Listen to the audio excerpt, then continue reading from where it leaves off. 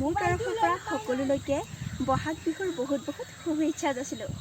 লাগিছে নাচোনৰ খাজতে মইনা জান লাহি কঁকাল ভাঙিছে এৰনা চোলা পিন্ধিলে মুগাৰী গামেৰ আলে চাই থাকো লাগিছে চাই থাকো লাগিছে আজি